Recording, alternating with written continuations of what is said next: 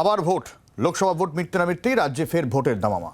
রায়গঞ্জ, বাগদা, রানাঘাট দক্ষিণ এবং মানিকতলা বিধানসভা কেন্দ্রের উপনির্বাচন রয়েছে 10ই জুলাই। উপনির্বাচনের ভোট গ্রহণ রয়েছে। রাজীব রয়েছেন আমাদের সঙ্গে, আমাদের প্রতিনিধি রাজীবের কাছ থেকে আরো আপডেট নেব। রাজীব,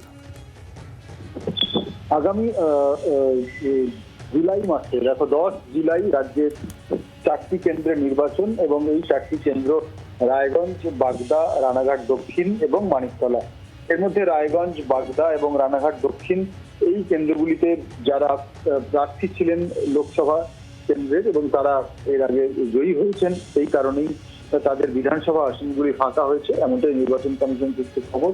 এবং মানিকতলা কেন্দ্রে আমরা জানি সেখানকার যিনি বিধায়ক ছিলেন তিনি প্রয়াত হয়েছেন, সেই কারণে সেই জায়গায় একটি আসন ফাঁকা হয়েছিল। রাজ্যে আরো কয়েকটি আসন ফাঁকা রয়েছে, কিন্তু নির্বাচন কমিশন এই মুহূর্তে সারা দেশের 7টা রাজ্যে 13টি বিধানসভা কেন্দ্রে উপনির্বাচনের নির্ঘণ্ট ঘোষণা করেছে, যার মধ্যে বাংলার 4টি আসন রয়েছে। আবারও জানাচ্ছি, রায়গঞ্জ, বাগদা, রানাঘাট দক্ষিণ এবং মানিকতলা। সেই 4টি কেন্দ্রে ভোট গ্রহণ হবে আগামী 10ই জুলাই এবং ফল ঘোষণা হবে 13ই জুলাই। এর মধ্যে মানিকতলা কেন্দ্রটি, তোমার মনে থাকবে সব্যসাচী, যে মানিকতলা কেন্দ্র নিয়ে মামলা গড়িয়েছিল আদালতে, কলকাতা হাইকোর্ট, তারপর সুপ্রিম কোর্ট।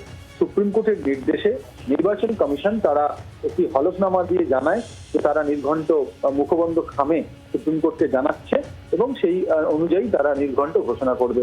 সেই সুপ্রিম কোর্টের তাদের হলফনামা এবং মুখবন্ধ খাম জমা দেওয়া, সেই অনুযায়ী আজকে নির্বাচন কমিশন নির্ঘণ্ট ঘোষণা করলো, যেখানে আমাদের রাজ্যে বাংলায় 4টি কেন্দ্র রায়গঞ্জ, বাগদা, রানাঘাট দক্ষিণ এবং মানিকতলায় আগামী 10 জুলাই ভোট গ্রহণ হবে এবং 13ই জুলাই হবে ফল ঘোষণা।